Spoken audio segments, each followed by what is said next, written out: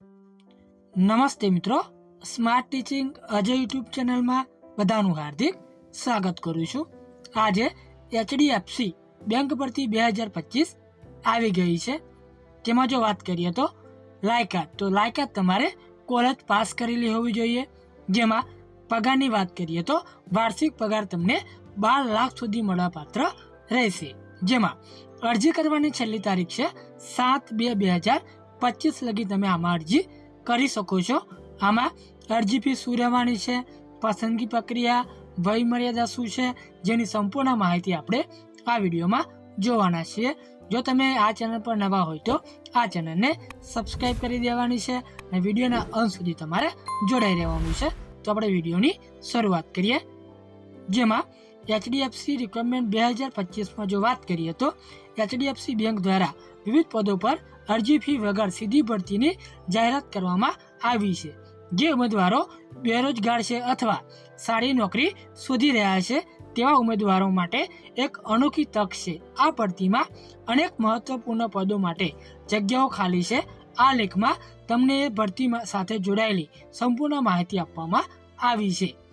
જેમાં વાત કરીએ તો જેમાં મહત્વપૂર્ણ તારીખો, પદોની ખાલી જગ્યાઓની સંખ્યા, લાયકાત માપદંડ, પગાર ધોરણ, અરજી ફી શું રહેવાની છે, પસંદગી પ્રક્રિયા અને અરજી કરવાની પ્રક્રિયા જેવી તમામ માહિતી આ લેખમાં તમને મળી રહેશે।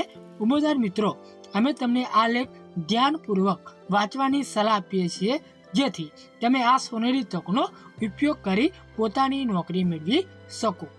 જેમાં વાત કરીએ તો સંસ્થા એટલે કે વિભાગ કયો રહેવાનો છે તો HDFC વિભાગ રહેવાનો છે। પોસ્ટનું નામ તો પોસ્ટ અલગ અલગ છે। અરજી કરવાનું માધ્યમ તો તમારે ઓનલાઈન અરજી કરવાની રહેશે। અરજી કરવાની છેલ્લી તારીખની વાત કરીએ તો 7 ફેબ્રુઆરી 2025 લગી તમે અરજી કરી શકો છો।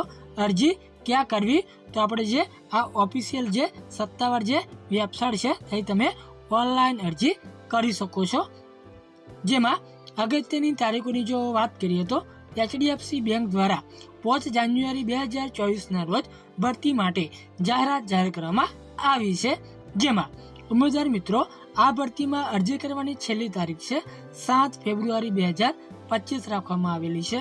જો તમે આ ભરતીમાં અરજી કરી નોકરી મેળવવા માગો છો તો અમે તમને સલાહ આપીએ છીએ કે તમે છેલ્લી તારીખ પહેલાં તમારી અરજી જમા કરાવી દો।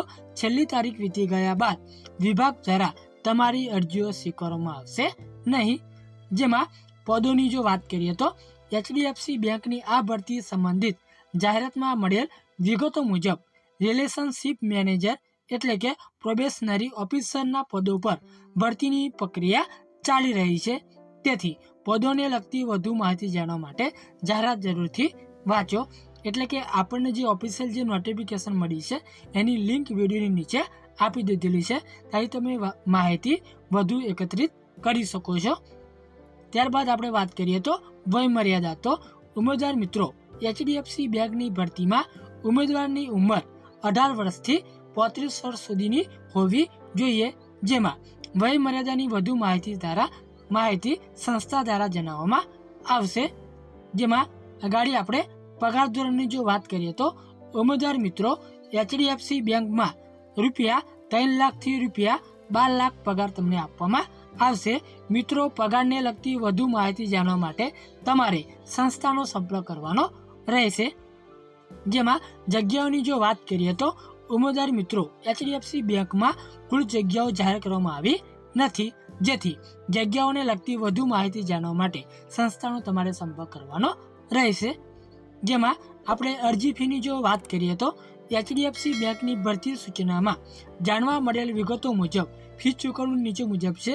જેમાં ગ્રુપ એની વાત કરીએ તો જનરલ, OBC, EWS એની ફી રહેવાની છે 479 રૂપિયા।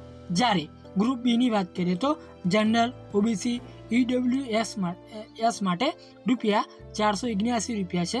જ્યારે SC, ST અને PW માટે પણ 479 રૂપિયા તમારે ફીની ચૂકવણી કરવી પડશે। જેમાં આપણે શૈક્ષણિક લાયકાતની જો વાત કરીએ તો HDFC બેંક માટે ઉમેદવારોને માન્ય યુનિવર્સિટીમાંથી ઓછામાં ઓછા 50% ગુણ સાથે સ્નાતક રેગ્યુલર કોર્સ સાથે પૂર્ણ કરેલું હોવું જોઈએ। જેમાં 10મું 12મું અને સ્નાતક તમામ તબક્કાઓમાં પણ ઓછામાં ઓછા 50% ગુણ હોવા જોઈએ. એટલે કે 10માં 50 ગુણ, 12માં પણ 50% અને સ્નાતકમાં પણ તમારે 50% હોવા જોઈએ. જેમાં ઉમેદવાર પાસે કોઈ પણ સંસ્થામાં 1 થી 10 વર્ષનું વેચાણ ક્ષેત્રમાં કામ કરવાનો અનુભવ હોવો જોઈએ. ડિસ્ટન્સ એજ્યુકેશનના પ્રમાણપત્રો મંજૂર કરવામાં આવશે નહીં, જેની તમારે ખાસ નોંધ લેવાની રહેશે. જેમાં ગુણોના રૂપાંતરણ અને દસ્તાવેજોની ચકાસણી માટે સૂચનામાં ઉલ્લેખિત લાયકાતો પૂરી કરવી અનિવાર્ય છે. વધુ વિગતો માટે તમારે સંસ્થાનો સંપર્ક કરવાનો રહેશે. જેમાં આપણે જો પસંદગીની પ્રક્રિયા વાત કરીએ તો પસંદગી પ્રક્રિયા કઈ રીતની થવાની છે, તો પહેલું છે ઓનલાઈન ટેસ્ટ. જેમાં આ તબક્કામાં ઉમેદવારોને અંગ્રેજી ભાષા, સંખ્યાત્મક ક્ષમતા અને તર્કશક્તિ જેવા વિભાગોનો સમાવેશ કરવામાં આવશે. આ પરીક્ષા 1 કલાકની હોય છે, જેમાં 100 પ્રશ્નો માટે કુલ 100 ગુણ છે. જો બીજું વાત કરીએ તો વ્યક્તિગત ઇન્ટરવ્યૂ, જેમાં તમારે ઓનલાઈન ટેસ્ટ પાસ કરનારા ઉમેદવારોને ઇન્ટરવ્યૂ માટે બોલાવવામાં આવે છે. આ તબક્કામાં તમે બંને તબક્કાની એક સાથે પ્રાપ્તિ આધારિત અંતિમ પસંદગી કરવામાં આવે છે. જેમાં ત્રીજાની વાત કરીએ તો મેડિકલ ચકાસણી અને દસ્તાવેજોની ચકાસણી, જેમાં ઉમેદવારોને મેડિકલ પરીક્ષા પાસ કરવી અનિવાર્ય છે અને તમામ મૂળ દસ્તાવેજોની ચકાસણી કરાવવી પડશે. તો આ રીતે તમારી જે પસંદગી પ્રક્રિયા છે આ પ્રમાણે તમારી પૂર્ણ કરવામાં આવશે.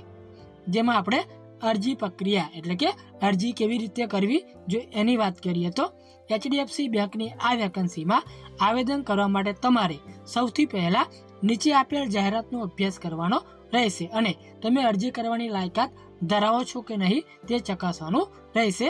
એટલે કે જે ઓફિશિયલ જે નોટિફિકેશન છે એની લિંક પણ વિડીયોની નીચે આપી દીધેલી છે, ત્યાંથી તમે માહિતી એકત્રિત કરી શકો છો. હવે ભારતીય સેનાની ઓફિશિયલ વેબસાઇટની મુલાકાત લેવાની રહેશે. જેમાં વેબસાઇટના મેન્યુ સેક્શનમાં તમને કરિયરનો વિભાગ જોવા મળશે, એના ઉપર તમારે ક્લિક કરવાનું રહેશે. ત્યારબાદ અહીં તમારે રજિસ્ટ્રેશન કરવાનું રહેશે.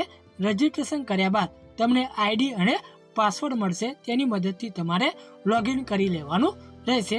જેમાં હવે તમારી વિગતો ભરો તથા જરૂરી દસ્તાવેજો અપલોડ કરવાના છે. હવે નીચે આપેલ સબમિટ બટન પર ક્લિક કરી દો એટલે તમારું ફોર્મ ભરાઈ જશે અને ભવિષ્યના ઉપયોગ માટે તમારે પ્રિન્ટ સાચવવાની રહેશે.